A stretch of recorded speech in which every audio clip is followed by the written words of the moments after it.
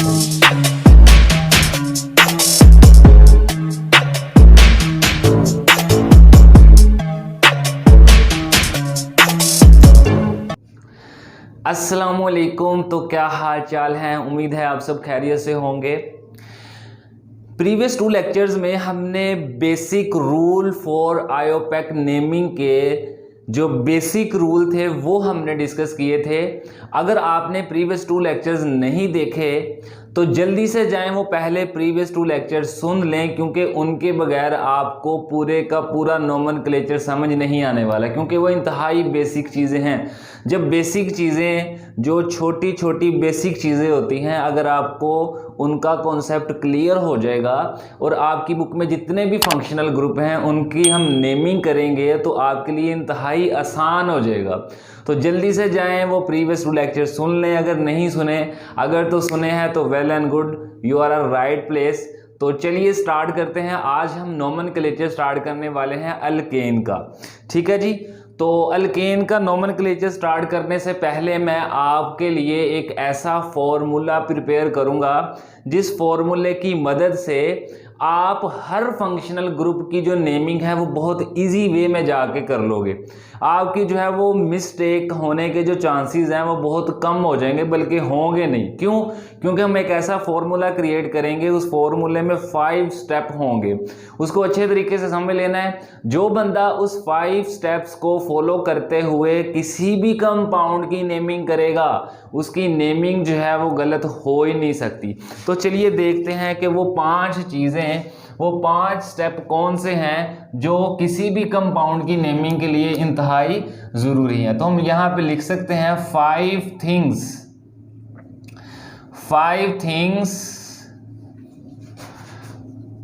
Are required for IUPAC name. आपने किसी भी कंपाउंड का आयोपैक नेम लिखना है तो उसके लिए जो 5 चीज़ें रिक्वायर्ड हैं वो कौन कौन सी है। सबसे पहली जो चीज़ है वो हमारे पास आ जाता है प्रीफिक्सेस। वो प्रीफिक्सेस में भी 2 तरह के हमने प्रीफिक्सेस यूज़ करने हैं। तो सबसे पहले आएगा सेकेंडरी प्रीफिक्सेस।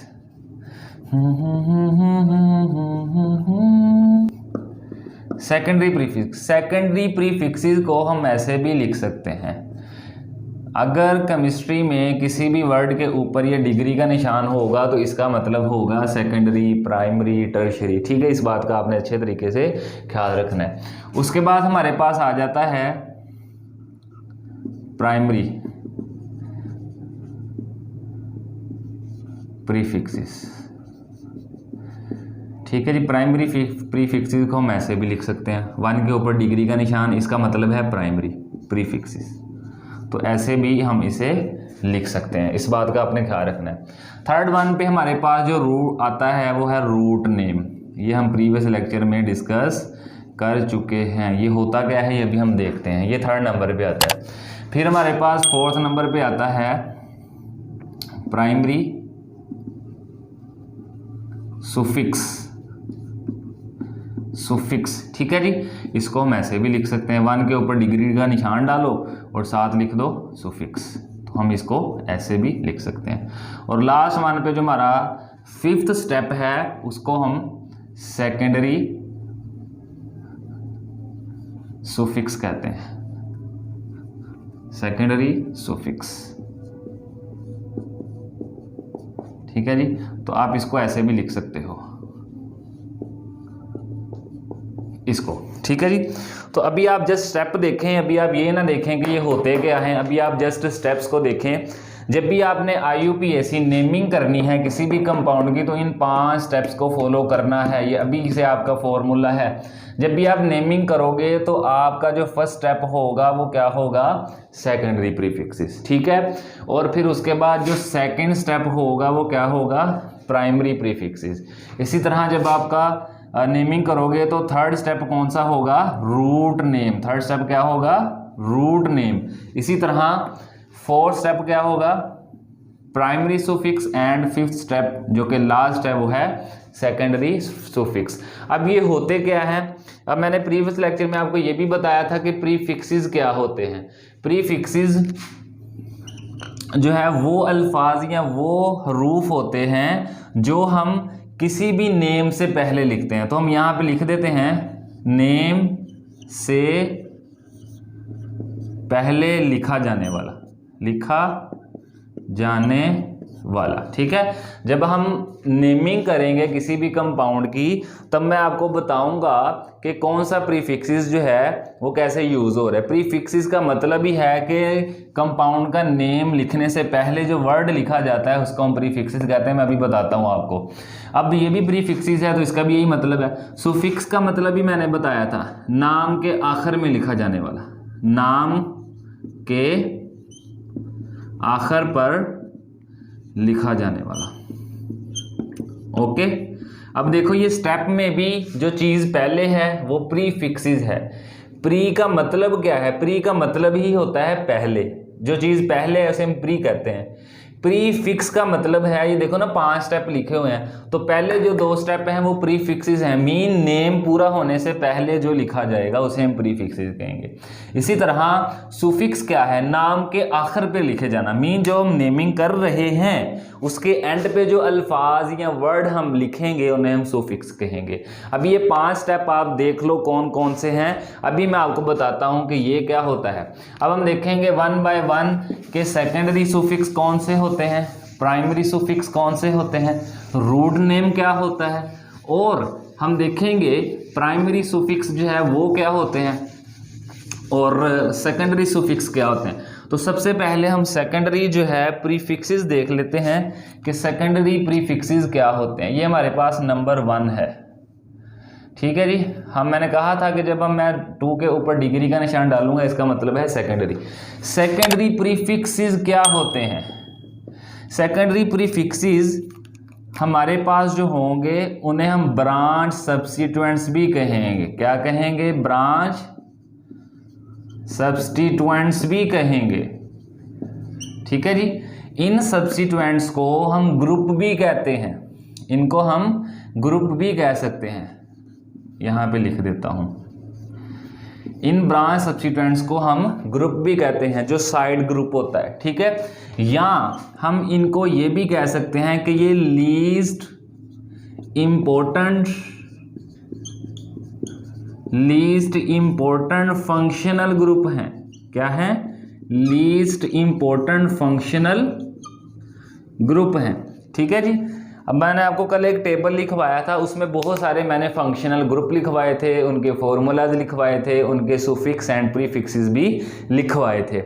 अब एक चेन में जब 2 या 2 से ज़्यादा फंक्शनल ग्रुप अटैच हो जाएंगे तो उनमें से जिसकी प्रायोरिटी ज़्यादा होगी, जैसे कल मैं प्रीवियस लेक्चर में मैंने बताया था कि कार्बोक्सिलिक एसिड टॉप पे है, तो कार्बोक्सिलिक एसिड की तमाम फंक्शनल ग्रुप से ज़्यादा प्रायोरिटी है, सबसे ज़्यादा उसकी प्रायोरिटी है। अगर एक चेन में कार्बोक्सिलिक ग्रुप भी लगा हो, अल्कोहलिक ग्रुप भी लगा हो, एल्डिहाइड भी लगा हो, तो सबसे ज़्यादा जो प्रायोरिटी होगी वो कार्बोक्सिलिक एसिड की होगी। बाकी दोनों क्या होंगे? वो लीस्ट इंपॉर्टेंट फंक्शनल ग्रुप होंगे जो कि एज अ ब्रांच सब्स्टिट्यूएंट्स भी कहलाएंगे। इस बात का आपने अच्छे तरीके से ख्याल रखना है।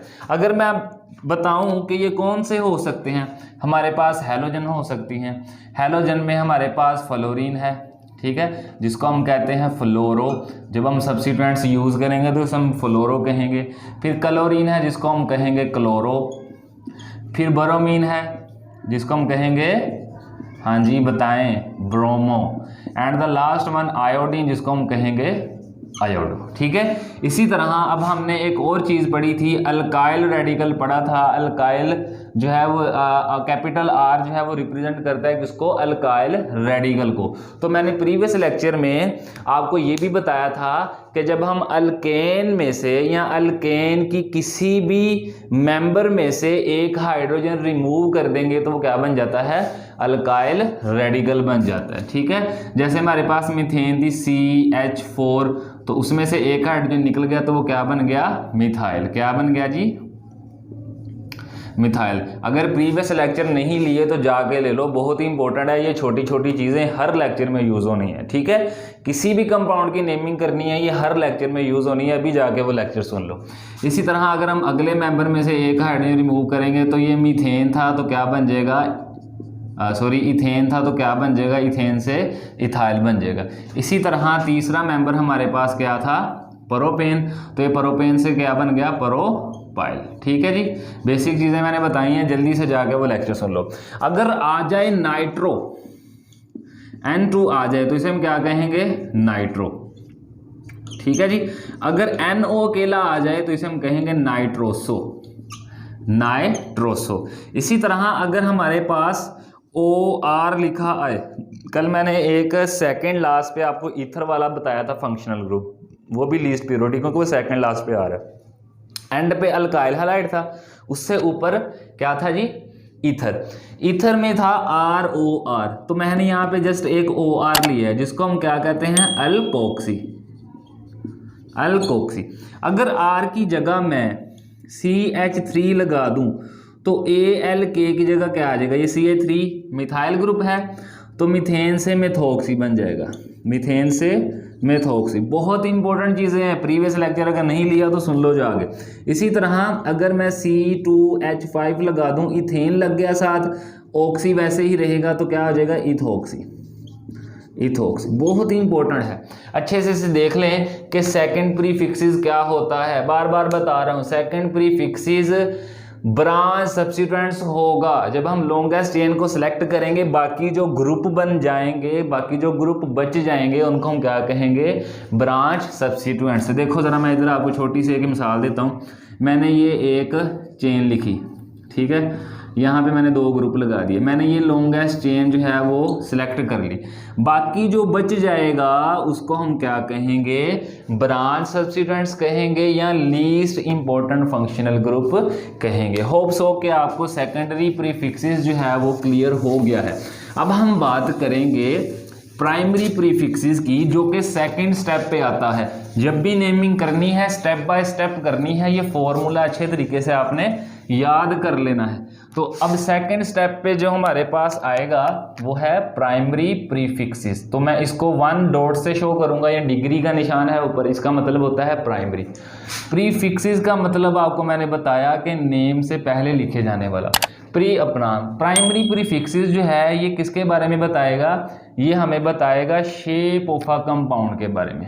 किसके बारे में जी, शेप ऑफ अ कंपाउंड के बारे में। जिस कंपाउंड की हम नेमिंग कर रहे हैं ये उसकी शेप के बारे में हमें बताएगा। ठीक है, क्या वो स्ट्रेट चेन है, क्या वो सर्कुलर या रिंग वाला हमारे पास कंपाउंड है। ठीक है, ये बहुत सारी टाइप्स हैं। अब देखो हमारे पास अगर हम नेमिंग करेंगे, अगर तो स्ट्रेट चेन आ जाए तो उसमें हम N यूज़ करेंगे। N जो है वो यूज़ होगा use for straight chain, straight chain. अभी मैं आपको इसकी एक मिसाल देता हूं।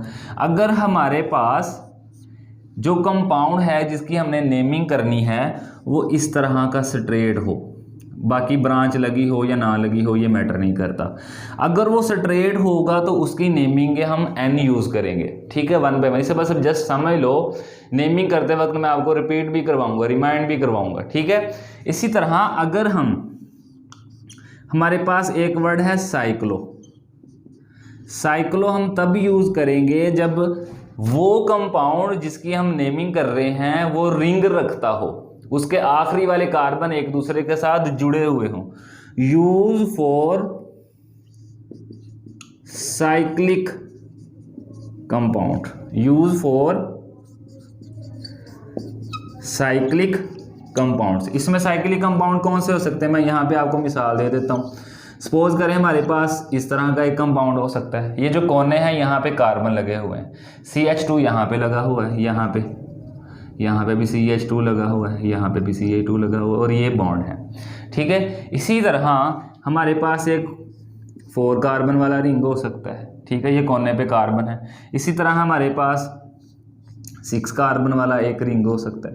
मीन कोई भी रिंग, मीन ऐसा कंपाउंड जिसके आखिरी कार्बन एटम एक दूसरे के साथ जुड़े हुए हों, आज़ाद ना हों। जैसे हमने पढ़ा है close chain organic compound and open chain. अभी आप जब 7 चैप्टर ऑर्गेनिक केमिस्ट्री का स्टार्ट करोगे उसमें आप क्लासिफिकेशन ऑफ ऑर्गेनिक कंपाउंड देखोगे, और आपने क्लास 10th में भी classification of organic compound chemistry के चैप्टर 3 में पढ़ी है ऑर्गेनिक केमिस्ट्री वाले में। उसमें आपने पढ़ा था straight chain mean open chain hydrocarbons, close chain hydrocarbons. Open chain में स्ट्रेट चेन आ जाती थी, ब्रांच चेन आ जाती थी, और क्लोज चेन में होमोसाइक्लिक हेट्रोसाइक्लिक आ जाते थे। याद आ रहा है? इसी तरह जो क्लोज्ड चेन है वो अगर कंपाउंड आ जाएं, उनकी जब हमने नेमिंग करनी है तो सेकंड स्टेप पे जो हम स्टेप फॉलो करेंगे वो साइक्लिक लिखेंगे। अगर कंपाउंड स्ट्रेट चेन रखते हो या ब्रांच रखते हो तो तब हम कौन सा वर्ड यूज करेंगे? एन यूज करेंगे। उसके बाद हमारे पास स्पाइरो भी आ जाता है, एक स्पाइरो वर्ड आ जाता है। इसको हम कब यूज करेंगे? इसको हम कब यूज करेंगे? जब किसी कंपाउंड में 1 carbon common in 2 rings, 1 carbon common in 2 ring. ठीक है, ये आपके सिलेबस में नहीं है लेकिन जस्ट मैं आपको बता रहा हूं कि होता क्या है। यहां पे देखें, ये एक रिंग है, एक ये रिंग है, तो यहां पे एक कार्बन है, ये एक कार्बन है जो दोनों रिंग्स में क्या है? कॉमन है। इसी तरह बाईसाइक्लो भी आ जाता है, वो भी बता देता हूं, लेकिन आपने ये दोनों जो है वो याद नहीं करने। बाई ज़रूरत पड़ सकती है तो आप कर लो। इसमें 2 कार्बन कॉमन इन रिंग। ठीक है, इसकी अगर मिसाल दूं तो इस तरह से है, ये एक रिंग है, ये एक दरमियान में बॉन्ड है, तो यहाँ पे एक ये कार्बन है, एक ये कार्बन है, जो एक ये भी कॉमन है, एक ये भी कॉमन है, तो 2 कार्बन कॉमन है 2 रिंग्स में। ठीक है, ये एक रिंग इधर बन गया, एक रिंग इधर बन गया, तो 2 कार्बन कॉमन इन 2 रिंग्स। ठीक है, तो ये वाली मैंने आपको एक्स्ट्रा चीज़ें बताई हैं। अब आपके सिलेबस जो है, आपकी क्लास छोटी है, आपके सिलेबस में ये चीज़ें यूज़ नहीं होंगी, लेकिन जस्ट आपकी इन्फॉर्मेशन के लिए कि ये भी चीज़ें आ सकती हैं। तो ये था हमारे पास प्राइमरी प्रीफिक्सेस। ओके, अब हमारा जो थर्ड स्टेप है वो जब हमने लेक्चर 1 अगर आप लोगों ने लिया है तो आपको स्टेप 3 के बारे में पता होगा, रूट नेम क्या होते हैं। लेकिन फिर भी वो बच्चे जिन्होंने लेक्चर नहीं लिया उनके लिए मैं आपको थोड़ा सा बता देता हूँ स्टेप 3 में कि रूट नेम क्या होता है। रूट नेम क्या होता है? रूट नेम जो है ये नंबर ऑफ कार्बन एटम होते हैं। क्या होते हैं? Number of carbon atoms. ठीक है जी, प्रेजेंट इन पेरेंट चेन, ये वो है number of carbon atom present in parent chain. Parent chain क्या होती है? वो चेन जो आपने लॉन्गेस्ट चेन सेलेक्ट की होती है, वो चेन जो आपने as a longest chain select की होती है, उस लॉन्गेस्ट चेन को पेरेंट चेन भी कहते हैं, पेरेंट चेन भी कहते हैं, और उस पेरेंट चेन में जितने नंबर ऑफ कार्बन होते हैं उसको हम काउंट करते हैं, तो उसी को हम रूट नेम कहते हैं। मिसाल के तौर पे हम मैथ यूज़ करेंगे फॉर 1 कार्बन के लिए, इसी तरह एथ यूज़ करेंगे for 2 carbon, prop for 3 carbon, but for 4 carbon, pent for 5 carbon. ठीक है, इसी तरह सो ऑन चलता जाएगा। Hex for 6 carbon, hept for 7 carbon, oct for 8 carbon, और इसी तरह नॉन फॉर 9 कार्बन। और ये भी याद कर लो भी, डेक को कहते हैं 10 कार्बन। फर्स्ट लेक्चर में मैंने आपको इससे आगे वाले भी बताए थे। 11 वाले को अनडेक, 12 वाले को डू डेक, 13 वाले को ट्राई डेक, 14 वाले को टेट्राडेक्ट, 20 वाले को हाईकास, 21 वाले को हेनिकास, 30 कार्बन वाले को ट्राइकेंट। मैंने 100 बताए थे, लेकिन आपके जो सिलेबस में यूज़ होंगे वो 10 कार्बन तक इनफ है, ठीक है। इसे आपने अच्छे तरीके से याद कर लेना है। ये होता है हमारे पास रूट नेम, ठीक है। और यहीं पे मैं आपको अगला भी बता देता हूँ कि हमारे पास जो स्टेप नंबर 4 है, जिसको हमने प्राइमरी सुफिक्स कहा है, स्टेप नंबर 4 को क्या कहा है, प्राइमरी सुफिक्स। तो इसको मैं ए के ऊपर डिग्री का निशान डाल दूंगा और आगे आप जस्ट लिख दूंगा सुफिक्स। ओके जी। प्राइमरी सुफिक्स जो है ये types of bond between carbon atom के बारे में बताता है, ठीक है। जब हम नेमिंग करेंगे तो हम देखेंगे कि ये इसमें सिंगल बॉन्ड है, डबल बॉन्ड है या ट्रिपल बॉन्ड है। तो प्राइमरी सुफिक्स क्या बताता है, type of bond between carbon atom.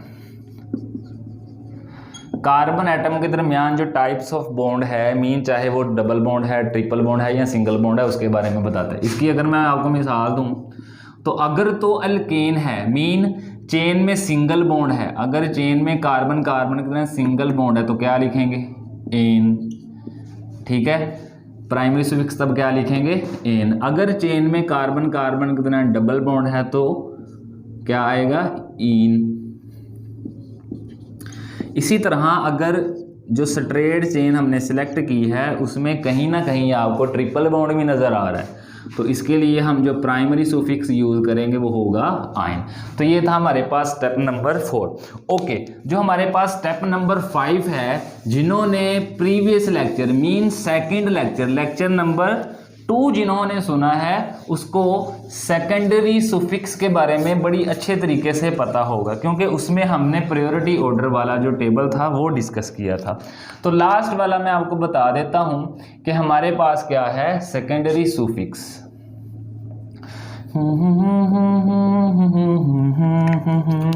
तो सेकेंडरी सुफिक्स जो है ये हमें किस चीज़ के बारे में बताता है, ये हमें बताता है मेन फंक्शनल ग्रुप के बारे में।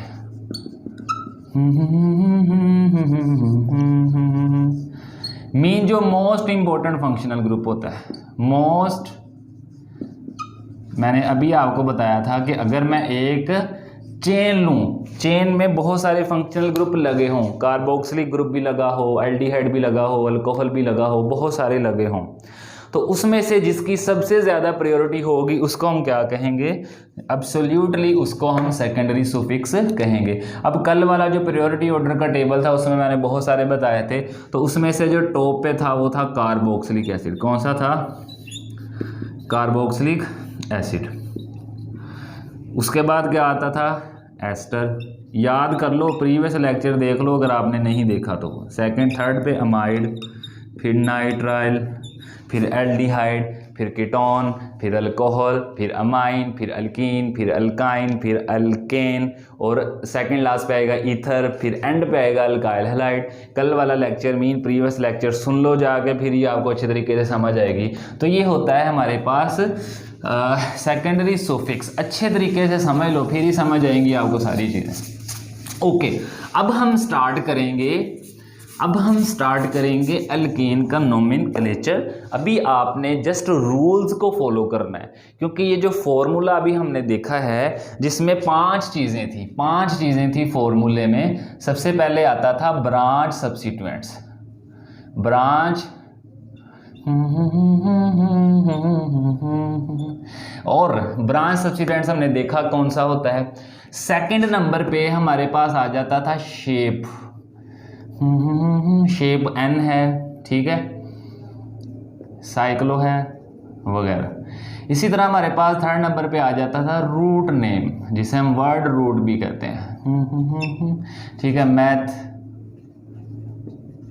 एथ वगैरह, ठीक है जी। और फोर्थ नंबर पे हमारे पास आ जाता था type of bond between carbon atom, and last पे हमारे पास मेन फंक्शनल ग्रुप, अभी जो हमने देखा जो कि मोस्ट इंपॉर्टेंट फंक्शनल ग्रुप है। मेन F.G का मतलब है फंक्शनल ग्रुप, ठीक है। Type of bond mean ane, ene वगैरह, ठीक है जी, ये आप अच्छे तरीके से इसमें आप देख लो ब्रांच सब्स्टिट्यूएंट्स में यहाँ तो हैलोजन हो सकता है, यहाँ अल्काइल ग्रुप हो सकता है, ठीक है। इसी बेस में हमने सारी नोमेनक्लेचर करना है। तो ये हमारे पास फॉर्मूला है जिसमें 5 स्टेप है, 1 2 3 4 5। इसको आप साइड पे लिख लो, जब भी नेमिंग करनी है 5 स्टेप को फॉलो करते हुए आपने नेमिंग करनी है। तो सबसे पहले हमने जो स्टार्ट करना है नोमेनक्लेचर वो अल्केन का स्टार्ट करना है। क्या करना है जी? Nomenclature of alkane.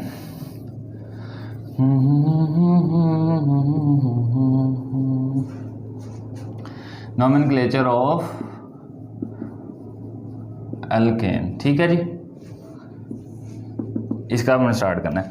सपोज करें जी मेरे पास हम एक स्ट्रेट चेन है या एक कंपाउंड है, कहीं पे भी कुछ लगा होगा, कहीं पे भी कुछ लगा होगा। जो पहला स्टेप है रूल नंबर 1, रूल नंबर 1 क्या है, क्या कहता है हमें rule number 1? Select the longest chain of carbon atom और उस longest chain of carbon atom को क्या कह दो? पेरेंट चेन कह दो। उसको हम क्या कह देंगे? पेरेंट चेन कह दो। तो किस तरह सेलेक्ट करोगे? देखो जरा, 1 2 3 4 5, ठीक है। जब भी कंपाउंड लिखा आएगा, जो बीच वाली चेन होगी, जो स्ट्रेट चेन होगी, सबसे पहले काउंटिंग आप उसकी करोगे। तो उस चेन में कितने कार्बन है? 1 2 3 4 5, ठीक है, ओके। फिर अब हम करेंगे बाकी 1 2 3 4 5, इधर को भी 5 बनते हैं। फिर 1 2 3 4 5, इधर को भी 5 बनते हैं। इट मीन्स आप जहाँ से भी काउंटिंग करोगे आपके पास लॉन्गेस्ट चेन में 5 कार्बन ही आएंगे। तो आप जो है वो स्ट्रेट चेन को प्रेफर कर दोगे। सबसे पहले क्या कर दोगे? स्ट्रेट चेन को प्रेफर कर दोगे, ठीक है। तो यही है हमारी लॉन्गेस्ट चेन, ये है हमारा रूल नंबर 1, ठीक है जी। इसी तरह जो रूल नंबर 2 है, ये भी मैं साथ ही लिख देता हूँ, रूल नंबर 2, क्योंकि ये मैच करेगा। एक्सेप्ट द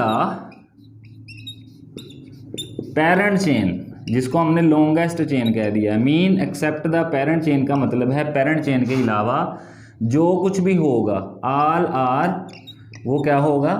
सब्स्टिट्यूएंट्स भी होंगे। वो क्या होंगे? सब्स्टिट्यूएंट्स होंगे। उन सब्स्टिट्यूएंट्स को हम क्या कहते हैं? Side group. ब्रांच भी कहेंगे उनको, ब्रांच सब्स्टिट्यूएंट्स भी कहेंगे उनको, साइड ग्रुप भी कहेंगे, और अकेला सब्स्टिट्यूएंट्स भी यूज करेंगे। देखो जरा, select the longest chain of carbon atom and except the parent chain, all are substituents. ये क्या है? ये सारे के सारे क्या हैं? सब्स्टिट्यूएंट्स। अभी आप देख रहे होंगे कि सर ने कार्बन कार्बन लिखे हैं, इनके साथ हाइड्रोजन क्यों नहीं लिखे? तो मैंने आपको लेक्चर नंबर 1 में, जो कि बेसिक कॉन्सेप्ट्स फॉर IUPAC है, IUPAC के जो बेसिक कॉन्सेप्ट हैं, पहले लेक्चर में मैंने जो पहली बात बताई थी वो यही थी कि कार्बन की वैलेंसी 4 होती है। तो अगर कार्बन एटम के साथ कुछ भी नहीं लगा होगा, इट मीन्स हाइड्रोजन लगा होगा, तो आपने वैलेंसी पूरी कर लेनी है। कैसे? एक बॉन्ड बनाया है तो कितने हाइड्रोजन आएंगे? 3। एक बॉन्ड इसने इधर बनाया, एक इसने इधर बनाया, तो कितने हाइड्रोजन आएंगे? 2। एक बॉन्ड इसने इधर बनाया, एक इधर बनाया, तो कितने आएंगे? 2। यहाँ पे एक इसने इधर बनाया, एक इधर, एक इधर, तो कितने हाइड्रोजन आएंगे? 1। तो इसका बॉन्ड एक ही बना है, तो इसके साथ कितने हाइड्रोजन आएंगे? 3। अब ये एक कार्बन है, इसका बॉन्ड बना हुआ है, तो इसके साथ हम 3 हाइड्रोजन लगा देंगे, इसके साथ भी 3 हाइड्रोजन लगा देंगे। तो जब कुछ भी नहीं लगा होगा तो आपने अपने से हाइड्रोजन एटम लगा के कार्बन एटम की वैलेंसी फिल कर लेनी है। तो पहला रूल क्या था? Select the longest chain. तो उस लॉन्गेस्ट चेन को हमने पेरेंट चेन कह दिया था। और पेरेंट चेन के अलावा रूल नंबर 2 में क्या बात है? पेरेंट चेन के अलावा जितने भी हमारे पास ग्रुप लगे होंगे, साइड ग्रुप लगे होंगे, उनको हम सब्स्टिट्यूएंट्स कहेंगे। इनको हम क्या कहेंगे? सब्स्टिट्यूएंट्स कहेंगे, साइड ग्रुप भी कहेंगे इनको, ठीक है जी।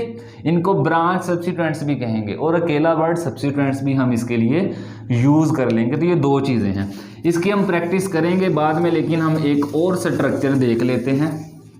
ओके, यहां पे देखते हैं जी हम,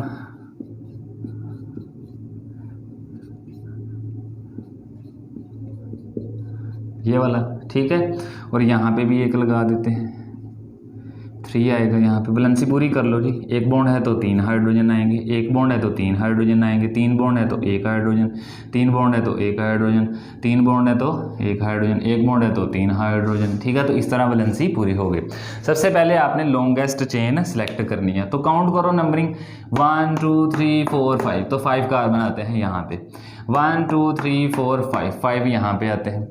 अब देखो यहाँ पे मैंने C2H5 लिखा हुआ है, ये इथाइल ग्रुप है। अगर इस तरह का कोई साइड पे लिखा आ जाए तो लॉन्गेस्ट चेन सेलेक्ट करने से पहले आपने इसको ओपन करना है। ओपन कैसे करोगे? ओपन आप करोगे CH2 लिख लोगे, C2H5 लिखा था ना, CH2 लिख लोगे और CH3 लिख लोगे। C2H5 हमने इसको ओपन करके लिख लिया। ठीक है, अगर ये इकट्ठा लिखा होगा आप इसको ब्रांच सब्स्टिट्यूएंट्स कंसीडर कर लोगे। बच्चे क्या करते हैं कि बीच वाली को लॉन्गेस्ट चेन मान लेते हैं, साइडों पे देखते ही नहीं है क्या लिखा हुआ है। अगर मैं ये वाली लॉन्गेस्ट चेन सेलेक्ट कर लेता तो उसमें कितने कार्बन थे? 1 2 3 4 5। लेकिन जब मैंने इसे ओपन किया तो लॉन्गेस्ट चेन में कितने कार्बन आ रहे हैं, ज़रा काउंट करो। 1 2 3 4 5 6। तो लॉन्गेस्ट चेन क्या हुई? तो सबसे पहला और इम्पोर्टेंट काम आपका लॉन्गेस्ट चेन सेलेक्ट करना है। अगर आपसे लॉन्गेस्ट चेन गलत सेलेक्ट हुई तो आपकी नेमिंग सही नहीं होगी, क्योंकि पहला स्टेप ही आपने गलत कर दिया, पहला रूल ही आपने गलत कर दिया। अगर आप उस रूल को फॉलो नहीं करोगे तो आपकी नेमिंग भी सही नहीं होगी। तो आपने पहला जो स्टेप है वो बड़े ध्यान से करना है। ठीक है, अभी देखो नंबरिंग जो है वो अभी हम नेमिंग नहीं करेंगे, अभी हम जस्ट जो है वो लॉन्गेस्ट चेन सेलेक्ट कर रहे हैं। पहला रूल है। दूसरा रूल क्या है? Except the longest chain all are substituent. तो इस लॉन्गेस्ट चेन में कितने सब्स्टिट्यूएंट्स लगे हुए हैं? 3 लगे हुए हैं। तो होप्स हो कि आपको समझ आ चुकी है कि मैं किस बारे में बात कर रहा हूँ। ये 2 रूल्स हैं जो कि हमने देख लिए हैं। अब अगले 2 रूल्स देखते हैं क्या है, वो भी इसी के साथ रिलेट करते हैं। 1 बाय 1 बताऊंगा, बहुत ही इंपॉर्टेंट है, साथ साथ समझो, साथ साथ नोट करते जाओ।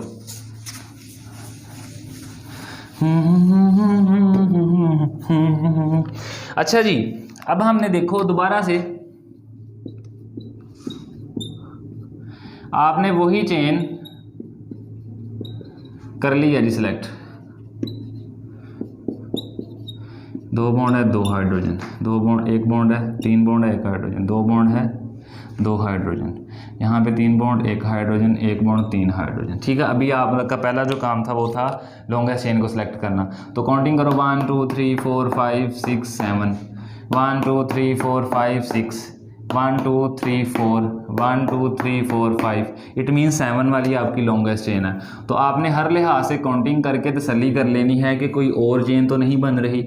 अगर कुछ साइड ग्रुप जो हैं वो क्लोज करके लिखे हुए हैं, जैसे C2H5 लिखा था, इसी तरह C3H7 लिखा होना था, तो उसको आपने सबसे पहले ओपन करके देखना है। जब आप ओपन करोगे तो फिर आपकी लॉन्गेस्ट चेन जो है वो सही से सिलेक्ट होगी।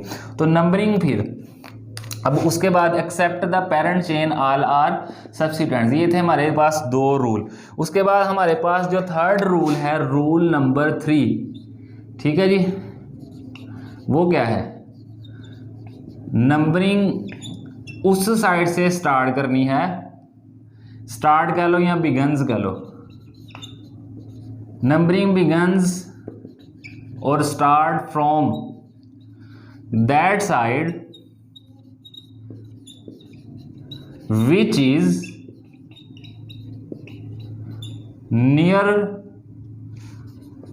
to the substituents। ओके जी, क्लियर है? मीन नंबरिंग उस साइड से स्टार्ट करनी है जिस साइड से ये जो सब्स्टिट्यूएंट्स है ये नियरेस्ट हो। ओके, इस बात की समझ आई? देखो जरा, अब मैं अगर यहाँ से नंबरिंग स्टार्ट करूँ 1 2 3, कार्बन 3 पे आ रहा है सब्स्टिट्यूएंट्स। अगर मैं यहाँ से करूँ 1 2 3 तो फिर भी 3 से आ रहा है। तो मैं नंबरिंग किसी भी साइड से स्टार्ट कर सकता हूँ। तो आप इसे नंबरिंग दे दो, इसको आप कार्बन 1 कह दो, इसको 2 कह दो, इसको 3 कह दो, इसको 4 कह दो, ठीक है। इसी तरह ये आपका कार्बन 5, कार्बन 6 एंड कार्बन 7। तो आपकी जो लॉन्गेस्ट चेन है उसमें 7 कार्बन है।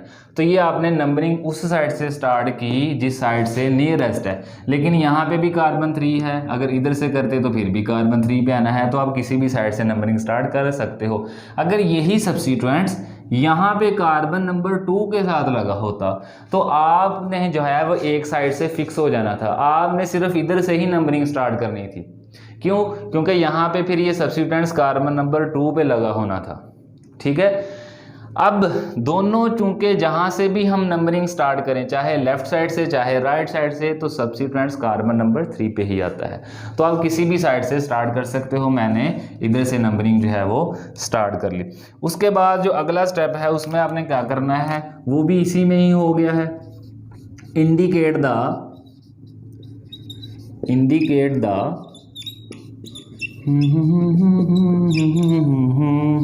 Position of substituents, position of okay. अब वो भी इसी में स्टेप हो गया है कि जब हमने नंबरिंग की, फिर indicate the position of substituents by number. Indicate the position of substituents, यहाँ पे आगे लिख लो बाय नंबर। तो आपने नंबर के साथ क्या करना है, सब्स्टिट्यूएंट्स की पोजीशन को इंडिकेट करना है। तो हमने जाहिर कर लिया कि ये वाला सब्स्टिट्यूएंट्स कार्बन 3 पे लगा हुआ है और ये वाला सब्स्टिट्यूएंट्स कार्बन 5 पे लगा हुआ है। तो ये था हमारे पास रूल नंबर 3 एंड 4। यहीं पे एक और स्ट्रक्चर कर लेते हैं, 1 2 3 4 5 6 और यहाँ पे कर लेते हैं जी, यहाँ पे एक ग्रुप लगा लेते हैं। इसी तरह एक यहाँ पे, एक यहाँ पे। अब देखो, इसमें जब तक आप लॉन्गेस्ट चेन सेलेक्ट नहीं करोगे आपको पता नहीं चलेगा कि आपने नंबरिंग कहाँ से स्टार्ट करनी है।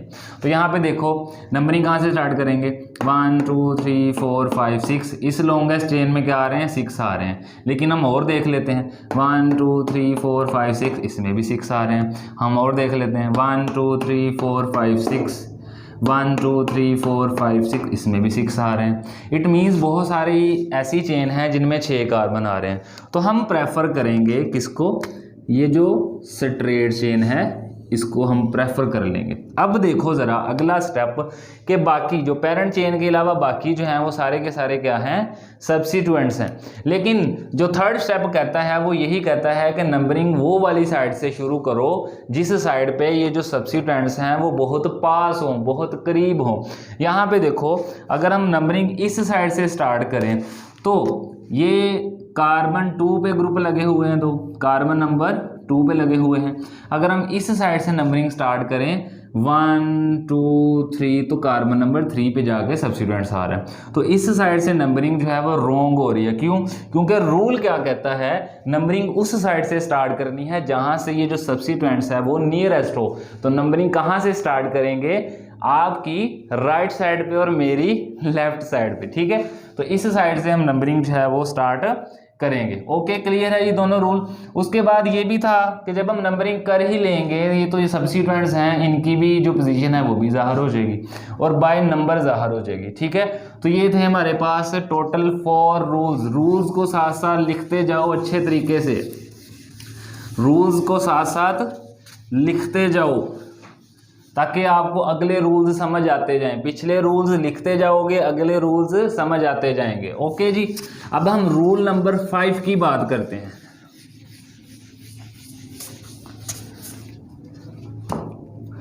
रूल नंबर 5 हमें क्या कहता है, उससे पहले हम एक स्ट्रक्चर ड्रा करते हैं जी।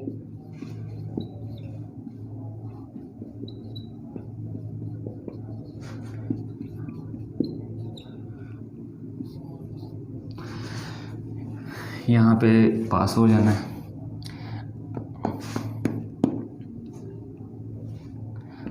यहाँ पे भी कर लो और एक यहाँ पे भी लगा लो। तो ये भी हमारे पास CH3 है। ओके जी, अब इसकी वैलेंसी आप फिल कर लो, फिर आप कन्फ्यूजन में रहोगे। एक बॉन्ड है तो 3 कार्बन 3 हाइड्रोजन, 3 बॉन्ड है तो 1 हाइड्रोजन, 2 बॉन्ड है तो 2 हाइड्रोजन, 3 बॉन्ड है तो 1 हाइड्रोजन, यहाँ पे भी 3 बॉन्ड है तो 1 हाइड्रोजन, यहाँ पे 3 हाइड्रोजन। तो इस तरह आपने देख के वैलेंसी इसकी फिल कर लेनी है। पहला रूल क्या कहता था, सिलेक्ट द लॉन्गेस्ट चेन, 1 2 3 4 5 6, 1 2 3 4 5 6, 1 2 3 4 5 6, तसल्ली कर लेनी अच्छे से। तो लॉन्गेस्ट चेन क्या होगी, स्ट्रेट चेन को ही हम क्या कह देंगे, longest chain. Numbering except the longest chain all are substituents. तीसरा रूल क्या कहता है कि नंबरिंग उस साइड से स्टार्ट करो जहाँ पे सब्स्टिट्यूएंट जो है वो नियरेस्ट हो। अगर हम यहाँ से काउंटिंग करें तो कार्बन 2 पे सब्स्टिट्यूएंट्स आ रहा है, यहाँ से करें तो कार्बन 2 पे सब्स्टिट्यूएंट्स आ रहा है, लेकिन यहाँ पे कार्बन 3 पे भी आ रहा है। अगर इससे करें तो कार्बन 3 पे नहीं आ रहा है। तो यहाँ पे एक जो है वो रूल वो है फर्स्ट पॉइंट ऑफ डिफरेंस, वो भी आपने देख लेना, थोड़ा सा बता देता हूँ।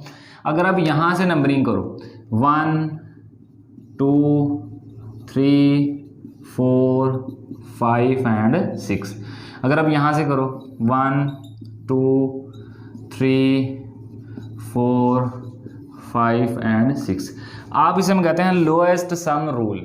ठीक है, इस रूल को हम क्या कहते हैं, लोएस्ट सम रूल। मैं बता देता हूँ, lowest sum rule. Lowest sum rule हमें क्या कहता है कि आपने दोनों साइडों से नंबरिंग करनी है इस सिचुएशन में, और इसमें देखना है कि लोएस्ट सम किस साइड से बन रहा है। अगर मैं इस साइड से करूं नंबरिंग तो कार्बन नंबर 2 पे सब्सटेंस लगा है तो मैं 2 लिख लूँगा, और अगर मैं अगला सब्सटेंस देखूं तो वो कार्बन नंबर 3 पे लगा हुआ है तो मैं 3 लिख दूंगा। उससे अगला सब्सटेंस देखूंगा तो कार्बन नंबर 5 पे लगा हुआ है तो मैं 5 लिख दूंगा। तो इसका जब मैं सम करूंगा 5 और 3 8 और 2 10, क्या आ जाएगा 10। ओके, ये तो मैंने की नंबरिंग इस साइड से। अब मैं नंबरिंग करूंगा इस साइड से। जब मैं इस साइड से नंबरिंग करूंगा तो हमारे पास कार्बन नंबर 2 पे आ रहा है सब्सटेंस, तो यहाँ पे 2 लिख दूंगा। ठीक है जी। इसी तरह कार्बन नंबर 4 पे आ रहा है तो मैं 4 लिख दूंगा, फिर कार्बन नंबर 5 पे आ रहा है तो 5 लिख दूंगा। 5 और 4 9 और 2 11। तो लोएस्ट सम हमारे पास कौन सा आ रहा है, ये वाला लोएस्ट सम हमारे पास क्या आ रहा है, 10 आ रहा है। एक तो ये चीज़ है, लोएस्ट सम रूल जो है वो कुछ केसेस में रिजेक्ट भी हो जाता है, लेकिन 99% जो है ये रूल बिल्कुल करेक्ट होता है। कुछ सिचुएशंस ऐसी हैं जहां पे ये रिजेक्ट हो जाता है, लेकिन इसमें आपने फर्स्ट पॉइंट ऑफ डिफरेंस वाला रूल लगा लेना है कि आपने दोनों साइडों से नंबरिंग करनी है। इधर भी 2 है, इधर भी 2 है, टाई हो गया, कैंसिल हो गया। ठीक है। इसी तरह लोएस्ट नंबर कहाँ से है, यहाँ पे 3 है तो आगे से बात खत्म कर देनी, आगे जाना ही नहीं है, आगे जाना ही नहीं है। आपने यहीं से देख लेना है कि अगला सब्स्टिट्यूएंट 3 पे आ रहा है, लेकिन इधर से नंबरिंग करने से अगला 4 पे आ रहा है, तो 4 ज़्यादा है 3 कम है, तो 3 वाली साइड को आप ले लोगे। मैंने यही बात कही कि उधर से नंबरिंग स्टार्ट करनी है जहां से सब्स्टिट्यूएंट्स नियरेस्ट हो। ये भी एक रूल था जो कि मैंने आपको बता दिया है, लेकिन इसमें जो 5वां रूल है वो मैं आपको बताना चाह रहा हूँ। ओके जी। तो 5वां रूल हमें क्या कहता है, रूल नंबर 5। ठीक है जी। If 2 different group attach with parent chain then name will be alphabetically, या सिंपली आप लिख दो name of substituents in an alphabetical order. जो सब्स्टिट्यूएंट्स का नेम है उसको हमें क्या करना है, अल्फ़ाबेटिकली ऑर्डर के साथ लिखना है। और ज़्यादातर हम हैलोजन का नेम अल्फ़ाबेटिकली लिखते हैं और यहाँ हम अल्काइल ग्रुप का नेम अल्फ़ाबेटिकली लिखते हैं। देखो ज़रा, यहाँ पे ये जो ऊपर वाली नंबरिंग है ये तो बिल्कुल गलत है, अभी मैंने बताया क्यों गलत है। ठीक है, उस चीज़ को भी आपने अच्छे तरीके से याद रखना है। ओके जी। अब नंबरिंग स्टार्ट हुई है इधर से। अब हमारे पास देखो 1 2 कार्बन नंबर 2 पे ये आ रहा है, तो मैंने फॉर्मूला आपको लिखवाया था कि सबसे पहले जब हम नेमिंग करेंगे तो स्टेप नंबर 1 को फॉलो करेंगे। स्टेप नंबर 1 हमें क्या कहता है, ब्रांच सब्स्टिट्यूएंट्स के बारे में बताता है। क्या बताता है, ब्रांच सब्स्टिट्यूएंट्स के बारे में। तो ब्रांच सब्स्टिट्यूएंट्स हमारे पास कितने हैं, 1 2 3। अब ये रूल हमें कहता है कि जब ब्रांच सब्स्टिट्यूएंट्स लगे हों तो इनकी जब आपने नेमिंग करनी है आपने अल्फ़ाबेटिकली ऑर्डर माइंड में रखना है। ठीक है। ये हमारे पास कौन सा ग्रुप है, मिथाइल ग्रुप। ठीक है, ये कौन सा है, मिथाइल ग्रुप। मिथाइल में M आता है। ये कौन सा ग्रुप है, इथाइल ग्रुप। इथाइल में E पहले आता है। तो जब हम नेमिंग करेंगे तो हम अल्फ़ाबेटिकली देखेंगे कि पहला वर्ड कौन सा है, M है या E है। तो E है तो कार्बन 3 पे लगा हुआ है तो आप कहोगे इथाइल 3 जो है वो इंडिकेट कर रहा है पोजीशन ऑफ सब्स्टिट्यूएंट्स को। मैंने रूल नंबर 2 में बताया 3 में indicate the position of substituents. ठीक है जी। तो रूल हमें ये कहता है कि सबसे पहले आप पोजीशन लिखो सब्स्टिट्यूएंट्स की, फिर ग्रुप नेम लिखो, मीन सब्स्टिट्यूएंट्स का नेम। ठीक है जी, वो भी अल्फाबेटिकली। फिर 2,5 क्या लिखोगे, 2,5 डाई मिथाइल, क्या लगा है, 2,5 डाई मिथाइल। देखो यहां तक हमारे पास ब्रांच सब्स्टिट्यूएंट्स हो गया, यहां तक क्या हो गया, ब्रांच सब्स्टिट्यूएंट। आगे शेप है, शेप क्या है, स्ट्रेट है, एन लगा दो। एन आप लगाओ या ना लगाओ कोई मसला नहीं है, आपका नेम गलत नहीं होगा। आप एन लगा भी सकते हैं और नहीं भी लगा सकते। तो पहला ब्रांच सब्स्टिट्यूएंट्स था, यहाँ से लेकर यहाँ तक डाई मिथाइल तक। फिर अगला स्टेप जो था वो शेप देखनी थी। शेप क्या है, स्ट्रेट। एन लिखो या ना लिखो वो आपकी मर्जी है, लिख लो तो अच्छा लगेगा। एन क्या है, इसकी शेप। रूट क्या है, रूट का मतलब कितने कार्बन है पेरेंट चेन में, 1 2 3 4 5 6 कार्बन है। रूट में कितने कार्बन है, 6 वाले को क्या कहते हैं, हेक्स। क्या कहते हैं, हेक्स। आगे क्या है, type of bond between carbon atom. तो कार्बन कार्बन में कौन सी बॉन्ड की किस्म है, सिंगल ही है ना, तो सिंगल वाले में क्या यूज करेंगे, एन। क्या यूज करेंगे, एन। तो क्या बन जाएगा, हेक्सेन। मैं बार बार बता रहा हूं फॉर्मूला जो है उसको रूल के साथ कंपेयर नहीं करना, लेकिन फॉर्मूला सिर्फ इसलिए है कि जब आप नेमिंग करो आपको पता चले कि सबसे पहले क्या लिखना है। हमने यहां से लेके यहां तक, यहां से लेके यहां तक ब्रांच सब्स्टिट्यूएंट्स लिखा है। ठीक है जी, यहां से लेके यहां तक क्या लिखा है, ब्रांच सब्स्टिट्यूएंट्स, और रूल फॉलो करके लिखा है। उसके बाद शेप देखी है तो ये शेप लिखी है। फिर हमने देखा है रूट नेम कितने कार्बन है तो हेक्स लिख दिया। फिर देखा हमने type of bond between carbon atom तो क्या लिख दिया, एन। तो जब आप नेमिंग करोगे इन 5 स्टेप्स को फॉलो करोगे, लेकिन रूल्स को बिल्कुल नहीं भूलना। रूल्स याद रहेंगे तो नेमिंग सही से हो जाएगी आपकी। क्लियर है। अब यहाँ पे एक और रूल लिखा जा रहा है, देखो जरा। अब 2,5 इकट्ठा क्यों लिखा गया, 2,5 इकट्ठा क्यों लिखा गया, यहीं से मैं आपको रूल बता देता हूँ, रूल नंबर 6। यहीं से रूल नंबर 6 बता देता हूँ। ओके जी। रूल नंबर 6 देखो, अभी हम एंड पे प्रैक्टिस भी करेंगे ताकि आपको जो है वो और क्लियर हो जाए, आपका रिमाइंड हो जाए। ठीक है। अब रूल नंबर 6 हमें क्या कहता है, if two same group are attached in parent chain then we use prefixes di. ठीक है जी। इफ टू सेम, यहां हम इसे आइडेंटिकल भी लिख सकते हैं। If two identical substituents are present in parent chain, then we use prefixes। कौन से प्रीफिक्स यूज करेंगे, डाई, ट्राई,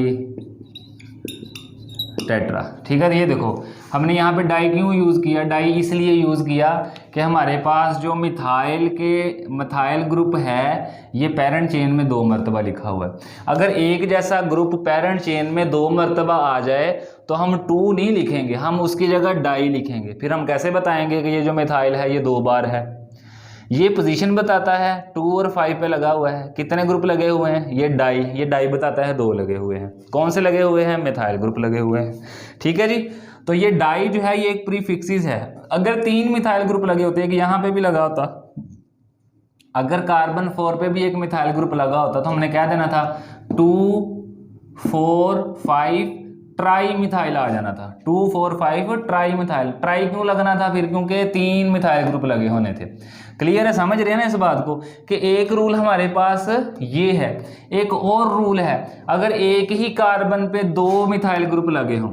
ठीक है। अगर एक ही कार्बन पे 2 मिथाइल ग्रुप लगे हों, सपोज करो मैं यहाँ से हाइड्रोजन रिमूव करता हूँ, मैं एक यहाँ पे मिथाइल ग्रुप लगा देता हूँ। अब एक मिथाइल ग्रुप यहाँ पे भी लगा है, एक मिथाइल ग्रुप यहाँ पे भी लगा है। ठीक है। अब नेमिंग हम इसकी दोबारा करेंगे। ओके। अब हम इसकी नेमिंग दोबारा, नंबरिंग इसकी ठीक है, नेमिंग हम इसकी दोबारा करेंगे।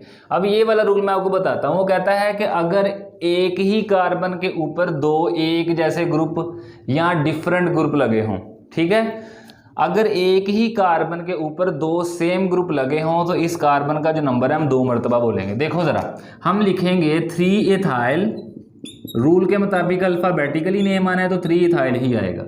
फिर 2 2 मरतबा क्यों लिखा? एक ही कार्बन पे दो ग्रुप लगे हैं, ये वाला 2 इसकी पोजीशन को इंडिकेट करता है और ये वाला ग्रुप जो 2 है वो इसकी पोजीशन को इंडिकेट करता है, ठीक है। तो इस मरतबा जो रूल है वो यही है, if 2 same group are attached, same और डिफरेंट भी हो सकते हैं, if 2 group are present in the same carbon, ठीक है। यहाँ पे अगर मैं लिखूं rule number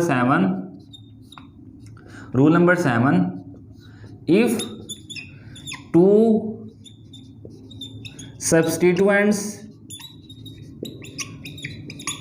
are present on the same carbon,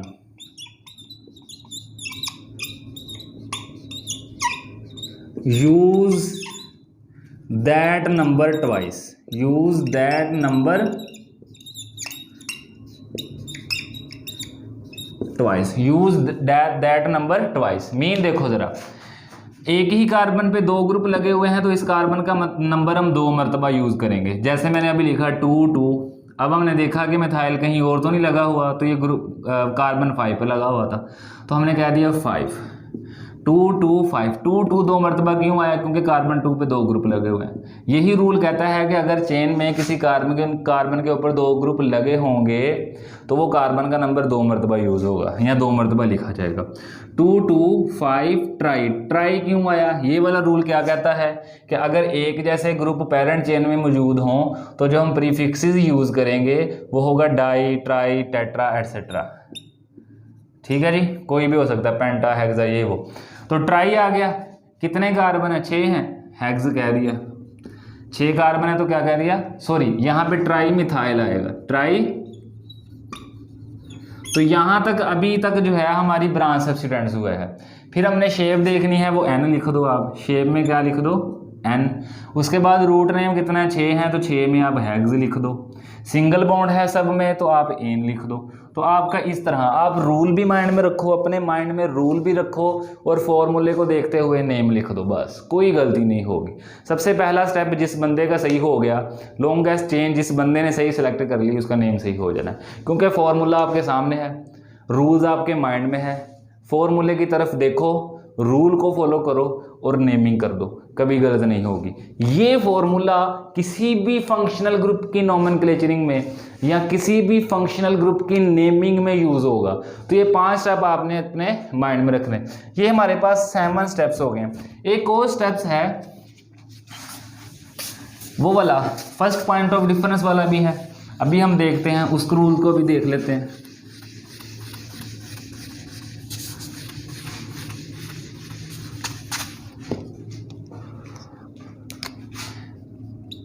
rule number 8 देखो, रूल नंबर 8 हमें क्या कहता है, if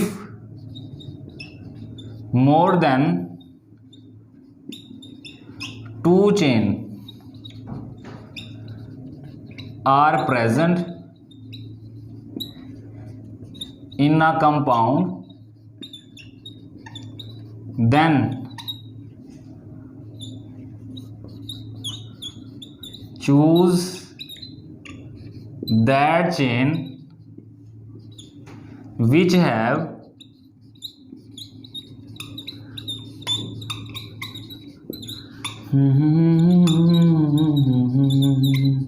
greater number of substituents। अभी मैं आपको बताता हूँ कि ये है क्या। ठीक है जी, सपोज करो हमारे पास एक चेन है, ठीक है, ये वाली चेन है। कहता अगर आपके पास एक कंपाउंड में 2 से ज़्यादा चेन हो, जैसे देखो 1 2 3 4 5 एक ये चेन होगी, 1 2 3 4 5 एक ये चेन होगी, 1 2 3 4 5 एक ये चेन होगी। तो कहता है अगर 2 से ज़्यादा चेन्स हों एक कंपाउंड में तो आपने वो चेन सेलेक्ट करनी है जिसमें ग्रेटर नंबर ऑफ सब्स्टिट्यूएंट्स हों, ठीक है। तो जब आप ये वाली चेन सेलेक्ट कर लोगे तो यहाँ पे एक सब्स्टिट्यूएंट्स यहाँ पे आ जाएगा, एक सब्स्टिट्यूएंट्स यहाँ पे आ जाएगा। तो रूल यही कहता है कि if more than 2 chain are present या same chain are present in a compound then choose that chain which have greater number of substituents. तो क्लियर है। तो आप यहाँ पे कोई भी चेन सेलेक्ट कर लो, ठीक है, यहाँ से भी कर लो तो ये सब्स्टिट्यूएंट्स बन जाएगा, ठीक है, यहाँ से यहाँ कर लो तो ये दोनों सब्स्टिट्यूएंट्स बन जाएंगे, ठीक है। अभी मैं आपको बताता हूँ, ये वाली कर लो, ये वाली कर लो तो ये वाले सब्स्टिट्यूएंट्स बन जाएंगे, ठीक है। तो आप कोई भी करोगे आपके सब्स्टिट्यूएंट्स कितने बन जाएंगे, 2 बन जाएंगे, ठीक है, यहाँ पे इस केस में। लेकिन कुछ कंपाउंड्स आपके पास ऐसे भी आएंगे जिनमें आप वो चेन सेलेक्ट करोगे जिसके साथ greater number of substituents attach हो जाएंगे, ठीक है, क्लियर है। तो ये पॉइंट जो है ये पॉइंट नंबर 8 है। और पॉइंट नंबर 9 जो है वो है फर्स्ट पॉइंट ऑफ डिफरेंस वाला, या लोएस्ट लोकेंट नंबर या लोएस्ट सम रूल जो हमने अभी देखा वो है। तो यही बताता है कि अगर किसी चेन में इधर वाली साइड पे भी कार्बन 2 पे ग्रुप हो और इधर वाली साइड पे भी कार्बन ग्रुप पे 2 हो, आपने एक चेन सेलेक्ट की, ठीक है, और उस चेन में इधर वाली कार्बन 2 पे ग्रुप लगा हुआ है और इस चेन में इधर वाले कार्बन 2 पे भी ग्रुप लगा हुआ है, देन आप नंबरिंग कहाँ से स्टार्ट करोगे। अब आपने देखना है कि अगला सब्स्टिट्यूएंट्स कहाँ पे लगा हुआ है। अगर अगला सब्स्टिट्यूएंट्स इधर से करीब है, मीन ये वाला जो ग्रुप है इसमें कार्बन नंबर 2 पे सब्स्टिट्यूएंट्स लगा हुआ है, ये वाला, इधर भी कार्बन नंबर 2 पे, अगर हम इधर से नंबरिंग करें तो इधर भी कार्बन नंबर 2 पे लगा हुआ है। लेकिन अगला सब्स्टिट्यूएंट्स देखना है वो कौन से कार्बन पे लगा हुआ है। अगला सब्स्टिट्यूएंट्स अगर इधर वाले कार्बन से हम काउंटिंग करें तो कार्बन 3 पे लगा हुआ है। अगर कार्बन 4 होते यहाँ पे और ये कार्बन यहाँ पे होता, यहाँ ना होता, तो अब इधर से हम काउंटिंग करेंगे तो ये भी 2 पे है, ये भी 2 पे है। लेकिन अगला जो है ये 3 पे है, लेकिन इधर से अगला ये 4 पे बनता है। तो आपने यहाँ पे फर्स्ट पॉइंट ऑफ डिफरेंस, जिसे हम लोएस्ट लोकेंट रूल भी कहते हैं, लोएस्ट सम रूल भी कहते हैं, या फर्स्ट पॉइंट ऑफ डिफरेंस भी कहते हैं। अगर आप इधर से नंबरिंग करते तो 1 2 3, 2 पे आना था और 3 पे आना था। अगर यहाँ से नंबरिंग करते तो 2 पे आना था, अगला 4 पे आना था। तो ये तो टाई हो गया। लेकिन अगला क्या है, फर्स्ट पॉइंट ऑफ डिफरेंस, इसमें 1 पॉइंट का डिफरेंस है तो ये इधर से नंबरिंग सही हो जाने दी। इसी चीज़ को हम क्या कहते हैं, फर्स्ट पॉइंट ऑफ डिफरेंस। तो ये था हमारे पास अल्केन का, इसमें हमने कुछ रूल्स पढ़े। अब हम 1-2 स्ट्रक्चर जो है उसकी नेमिंग करेंगे, उसके बाद हम एंड करेंगे इस लेक्चर को। अच्छे तरीके से जो है वो आपने कर लेना है। यहाँ पे मैं एक स्ट्रक्चर ड्रा करता हूँ, आपने साथ साथ नोट करना है, ठीक है जी। इसकी आप वैलेंसी पूरी कर लो, यहाँ पे वैलेंसी आप इसकी पूरी कर लो जी।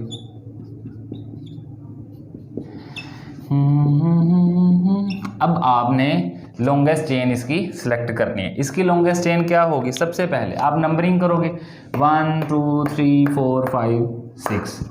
अब बच्चे वाला क्या करते हैं, अगर एंड वाले कार्बन पे ये नीचे की जानब लिखा हुआ है ना, तो आप इसको सब्स्टिट्यूएंट कंसीडर कर लो। तो ये बहुत ब्लंडर मिस्टेक है। आप लोग क्या करते हो कि जब आप लॉन्गेस्ट चेन को सिलेक्ट करते हो तो एंड वाले कार्बन के साथ जो नीचे की तरफ लिखा होता है आप उसको सब्स्टिट्यूएंट्स मान लेते हो, जो है ग्रुप मान लेते हो, साइड ग्रुप मान लेते हो। आपने ये बात नहीं करनी, ये नहीं समझना। आपने सबसे पहले लॉन्गेस्ट चेन जिस बंदे ने सही सिलेक्ट कर ली उसकी नेमिंग हो जाएगी। देखो ज़रा, 1 2 3 4 5 6 बनते हैं, ठीक है। 1 2 3 4 5 6 बनते हैं, 1 2 3 4 5 बनते हैं। तो लॉन्गेस्ट चेन क्या होगी, ये वाले, ये हमारी लॉन्गेस्ट चेन है। गौर से देख लो। आप लोग अगर करते तो आपने क्या करना था, ये बीच वाली सिलेक्ट कर लेनी थी और ये समझ लेना था कि ये 4 सब्स्टिट्यूएंट्स लगे हुए हैं। तो यही ब्लंडर मिस्टेक है, यहीं से मिस्टेक होती है। जब लॉन्गेस्ट चेन सही से सिलेक्ट नहीं होती तो नेमिंग कैसे सही होगी। तो अल्लाह के बंदों, प्रैक्टिस इतनी करो कि लॉन्गेस्ट चेन कम से कम अच्छे से सिलेक्ट कर पाओ। अब अगला स्टेप क्या है, नेमिंग। नेमिंग कहाँ से करनी है, उस साइड से जहाँ से सब्स्टिट्यूएंट्स नियरेस्ट हो। अगर मैं यहाँ से काउंटिंग करूँ 1 2 3, तो यहाँ पे जो सब्स्टिट्यूएंट्स है ये कार्बन 3 पे आ रहा है। अगर यहाँ पे करूँ 1 2, तो यहाँ पे सब्स्टिट्यूएंट्स कार्बन 2 पे आ रहा है। तो नंबरिंग कहाँ से स्टार्ट करेंगे बताएं ज़रा, राइट साइड से। तो यहाँ पे आप क्या कर दोगे, 1 2 3 4 5 और इसको क्या कह दिया, 6। तो ये होगी आपकी नंबरिंग। अब नेमिंग देते वक्त आपने एक तो रूल्स माइंड में रखने हैं और दूसरा ये फॉर्मूला। नेमिंग देते वक्त सबसे पहले क्या लिखेंगे, ब्रांच सब्स्टिट्यूएंट्स। ब्रांच सब्स्टिट्यूएंट्स कितने हैं, 1 और 2। ओके, सबसे पहले आप क्या करोगे, 2 लिखोगे क्योंकि कार्बन 2 पे एक ब्रांच लगी हुई है, 2 लिख दिया। ओके, अब देखा कि इस जैसा कहीं और तो नहीं लगा हुआ, तो देखा तो कार्बन 4 पे लगा हुआ था, तो 2,4 लिख लिया। ठीक है जी, क्लियर। उसके बाद हमने देखा ये कितने हैं, 2 है, तो जो प्रीफिक्सेस यूज करना है रूल के मुताबिक वो है डाई। ठीक है जी, डाई यूज कर लिया। कौन से ग्रुप हैं, फिर देखा कौन से ग्रुप हैं, मिथाइल हैं, तो क्या लिख दिया, मिथाइल। ये 2 और 4 बताता है इन सब्स्टिट्यूएंट्स की पोजीशन के बारे में। ये डाई बताता है कि ये कितने सब्स्टिट्यूएंट्स हैं जो सेम हैं। ये मिथाइल बताता है कि सब्स्टिट्यूएंट्स के नेम ये हैं। क्लियर है। तो ये ब्रांच सब्स्टिट्यूएंट्स पहला स्टेप हमारा क्लियर है। अगला देखना है कि स्ट्रेट चेन है या ब्रांच चेन है। तो ये स्ट्रेट चेन ही होती है। जब आपने लॉन्गेस्ट चेन सेलेक्ट करनी है, अगर आपको इस कंपाउंड में रिंग नहीं नजर आ रहा, चाहे वो ऐसे लिखी है चाहे वो सीधी लिखी है, तो वो स्ट्रेट चेन ही कंसीडर होगी। ठीक है, इसे आप अच्छे तरीके से माइंड में बिठा लें। तो ये क्या है, स्ट्रेट चेन है, तो आप क्या लिख दोगे, एन, क्योंकि मैंने बताया शेप देख के आपने ये वर्ड यूज करने हैं। एन है, एन आप लिख भी सकते हो और नहीं भी लिख सकते। अगला क्या है, रूट नेम। ये जो रूट आपने सेलेक्ट की है, कितने कार्बन है, 6 कार्बन है। पहला लेक्चर नहीं देखा तो देख लो, 6 कार्बन वाले को क्या कहते हैं। आपने कहना है 6 कार्बन क्या होता है, हेक्स। अगर चेन में कार्बन 6 हो तो उसे हम क्या कहेंगे, हेक्स। अगला स्टेप क्या है, सिंगल बॉन्ड है, तो एंड पे क्या लगा देंगे, एन। क्लियर है जी, ये हमारा जो है एक क्लियर हो गया। एक और कर लेते हैं जी आपकी आसानी के लिए। जितनी प्रैक्टिस करोगे, ये मैथ की तरह होता है, जितनी आप ज़्यादा प्रैक्टिस करोगे आपको उतनी ज़्यादा इसकी समझ आएगी। देखो ज़रा, अब मैं थोड़ा सा टफ लिखने लगा हूँ। यहाँ पे ये लिख दिया, यहाँ पे ये लिख दिया, बाकी बैलेंसिया पूरी करो। यहाँ पे एक ये लिख दिया। तीनों मैंने डिफरेंट ग्रुप लगा दिए अब, ताकि सारे रूल्स इसी में आ जाएं। ओके जी, यहाँ पे 1 हाइड्रोजन, यहाँ पे 2 हाइड्रोजन क्योंकि 2 बॉन्ड बने हैं, यहाँ पे 1 हाइड्रोजन, यहाँ पे 3 हाइड्रोजन। ये आपने बैलेंसी खुद पूरी करनी है। सबसे पहला step, select the longest chain. आपने मेरे साथ मिलकर लॉन्गेस्ट चेन सेलेक्ट करनी है। 1 2 3 4 5 6 7 बनते हैं जी। ठीक है जी, अब 1 2 3 4 5 6, ओहो, ये देखा कि C2H5 लिखा हुआ है, तो हमने क्या करना है, जहाँ पे इस तरह का लिखा होगा हमने इसको ओपन कर लेना है। ये पहला स्टेप है, इसको माइंड में रखो, कहीं नज़र आ जाए तो आप इसे ओपन कर लो। सिंपली CH2 आ जाएगा, CH3 आ जाएगा, कोई मुश्किल नहीं है। अब काउंटिंग करो, 1 2 3 4 5 6 7 बनते हैं सीधी चेन में।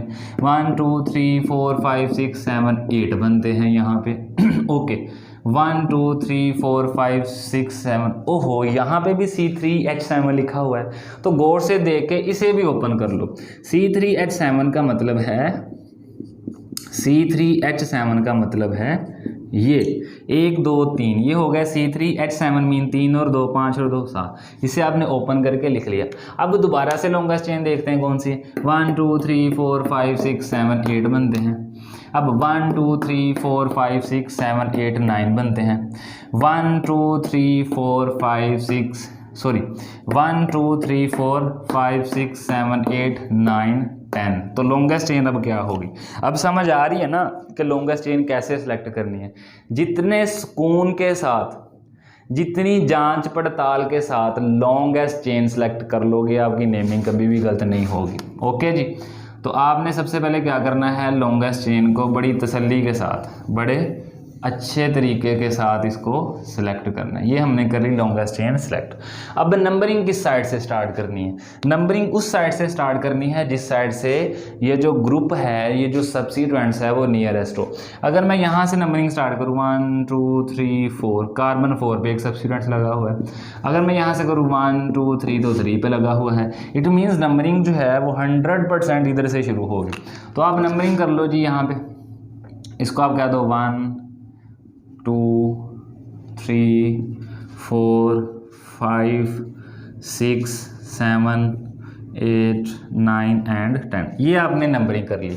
अब उसके बाद आपने पोजीशन भी इंडिकेट कर दी इन सब्स्टिट्यूएंट्स की। अब अगला स्टेप क्या है, एक तो आपने अल्फ़ाबेटिकली माइंड में रखना है।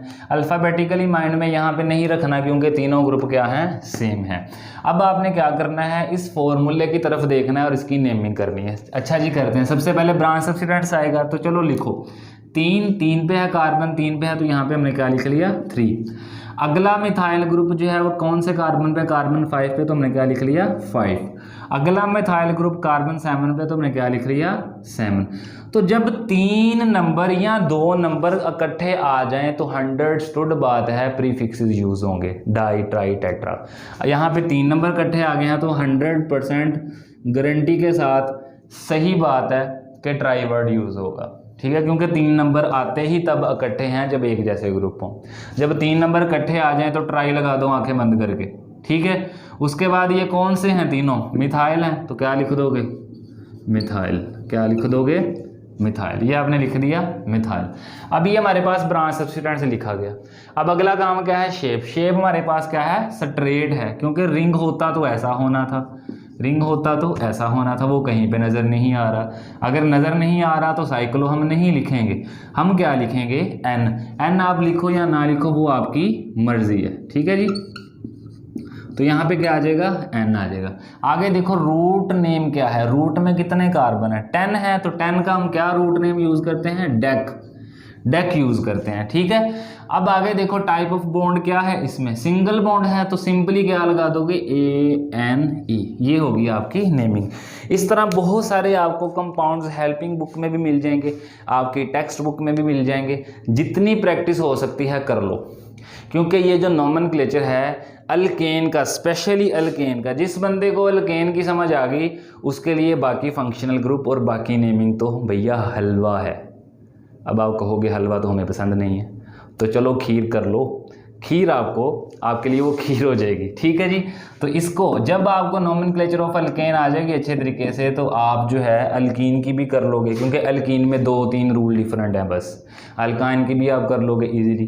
तो सबसे पहले अल्केन की अच्छे तरीके से प्रैक्टिस करो ताकि आपको इसकी समझ आ जाए। 2 बातें माइंड में रखनी है, एक बेसिक चीज़ें जो मैंने पहले 2 लेक्चर्स में आपको बताई हैं, ठीक है। दूसरा आज के लेक्चर में जो मैंने ये एक फॉर्मूला बताया और रूल्स बताएं। बेसिक चीज़ें, फॉर्मूला और रूल्स, ये 3 चीज़ें जब माइंड में होगी नेमिंग कैसे गलत हो सकती है। नेक्स्ट लेक्चर में हम नोमेनक्लेचर ऑफ अल्कीन स्टार्ट करेंगे। दुआओं में याद रखिएगा। अल्लाह हाफिज़।